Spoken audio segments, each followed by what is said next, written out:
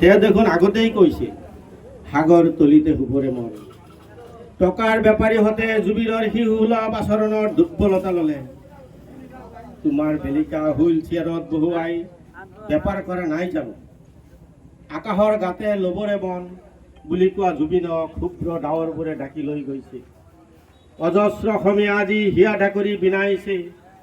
অজস্ৰ অসমীয়াৰ হিয়াৰ আমঠু হঠাতে হেৰাল কেনি আমাৰ চোতালৰে জোনাক সঁচাই প্ৰমাণিত কৰিলে। দেহৰ ভৰসা নাই, শুনিছানে নাই? আৰু মায়া মাথো মায়া। পুনৰ অসমীৰ কণ্ঠৰুদ্ধ স্তব্ধ আজি সমগ্ৰ দেশ। অসমীয়াৰ আত্মা উৰি গুচি গ'ল। উজ্জ্বল শিখাৰে জ্বলি থকা জুই হঠাতে নুমাই গ'ল। বুকু কঁপাই তোলা সংগীতৰ ৰাগিনী থিতাই হেতে হেৰাই গ'ল। জিলিকি থকা উজ্জ্বল তৰা এটি খহি মহাগতে হেৰাই গ'ল। শোকৰ কুঁৱলীৰে আবৃত সমগ্ৰ অসম স্তব্ধ। আজি জাতিৰ সংকটত থিয় দিব কোনে? ওলাই আহি সমাজৰ বান্ধোনৰ অস্বীকাৰ কৰিব কোন?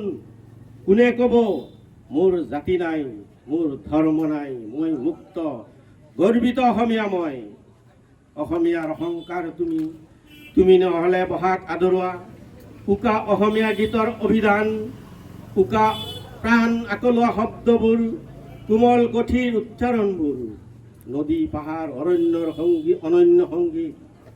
মন খুলি চিঞবৰ মন, কিন্তু নোৱাৰো।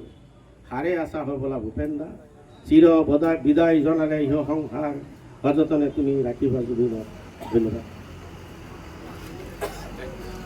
খুব সুন্দৰ।